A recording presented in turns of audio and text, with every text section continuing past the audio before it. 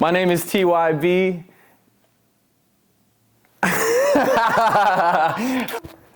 My name is TeawhYB and I'm alt hip hop artist. My pronouns are he, him, and I'm a social exchange creator.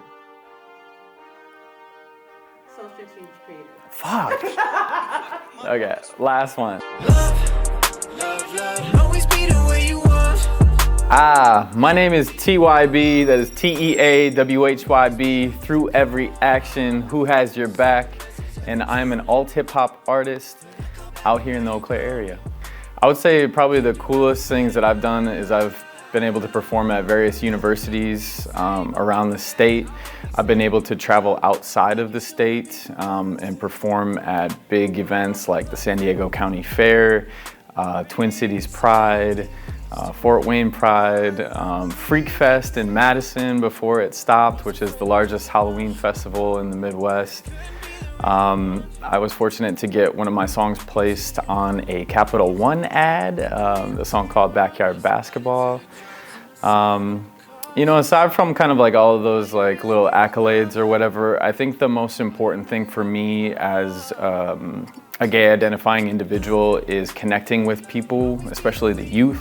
I've had people reach out to me and come out to me like on Instagram and social media because you know, I'm kind of like, I guess they view me as like a safe space and somebody that they can kind of like share their internal dialogue with.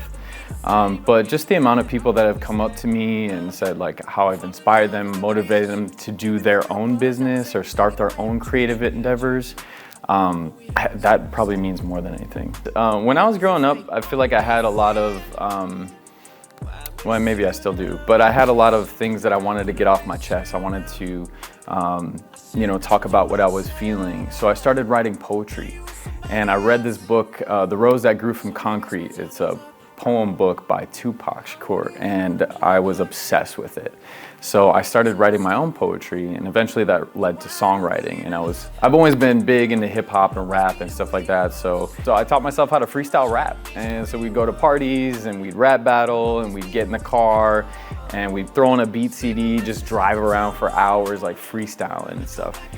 Eventually it just kind of led to like writing songs and getting more serious about it. And then I would say probably like 6 years ago, I really had a passion for it and had a vision, and I was like out and authentic in myself, and I finally felt comfortable in my own skin to the point where I was like, I think I can get back into it, because I took a pretty large break from back in the day, and haven't looked back since. Been able to accomplish more than I can even imagine up to this point, and I think it all started from that kid who was emotional and trying to find a creative outlet and coping with things that I was dealing with.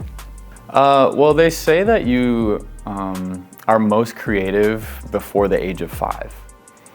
And I think it's unfortunate that as we grow older, we lose a sense of creativity. We lose our imagination, and we lose kind of that youthful fun to life. So I think a creative is someone that just tries to tap into that. Someone that tries to shake up the world, someone that tries to show a lighter side or even a truthful, darker side. But a creative is someone that just wants to kind of bring the youth back, in my opinion. Shang and I connected over the Social Exchange Project podcast. I had never met Shang before until that point, and it's crazy, we just clicked right away. So I came to do this podcast. I was like, I don't know what's going on, but we'll go ahead and do this podcast. And it ended up being like the best. It was so fun. Shang just made me feel right at home. The whole experience was very organized. It was well thought out. I mean, sometimes as an artist, you go to things and you can tell they really didn't put any time in or thought into like the production of it or how it's gonna look or what the questions are gonna be. And I was just like blown away by the questions that Shang was asking, because I could tell that she really did her homework. Like, she really listened to the music. She really like listened to the lyrics. She knew who was collaborating with me. It was almost like the Nardwuar interviews where the guy just comes up with all these random things where you're like, how did you know that from my childhood? It was kind of like that, not as deep, but it was kind of like that. Sheng really came correct with the questions and was really thoughtful, allowed me an opportunity to talk. Sometimes like people, like on a podcast, they just kind of talk their way through the whole thing instead of letting the guests do that. And I really felt like I had time and space to be able to express myself in an appropriate way. Screaming anybody, let me ask before I fall in too deep. Am I the only one you tell you? And then the performance aspect of the Social Exchange podcast was just like super cool. It was like really the first time I've ever done something like that, where it was in a studio recorded live with video. And I was like kind of nervous, like way more nervous than I would be doing a regular show. But they were just like, yo, take as many takes as you need. Like, we're good. We're gonna fix up the audio. It's gonna be super good. And like, it turned out amazing. So the whole experience was just like, I'll never forget it. Sheng is like such a catalyst for creation and for networking, and someone who's gonna hype you up when you need it. It's gonna keep it real with you when you might not expect it.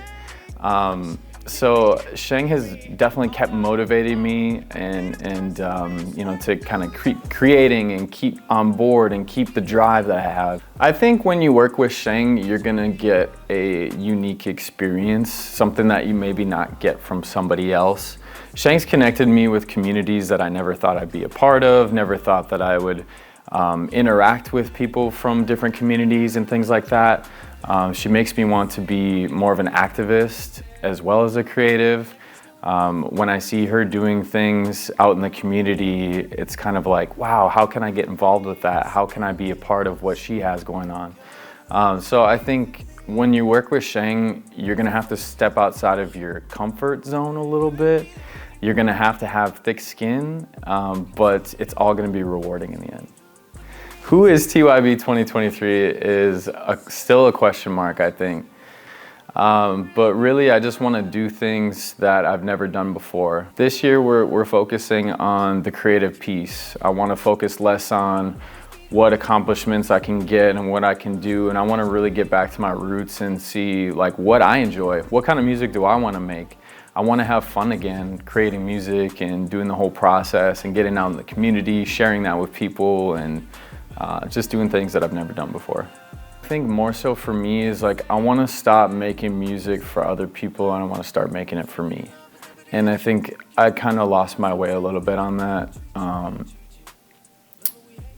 Not that I haven't made music for me, and like, it's not that it's not true to myself and all that stuff, but I think I want to just like really have a strong direction of what I want to do and have a really strong message, have the content be related to that, and be like more of a total package, and not trying to push, you know, make a song because, oh, I think it could get on this playlist, or, oh, I'm gonna make this type of music because I want to fit into this.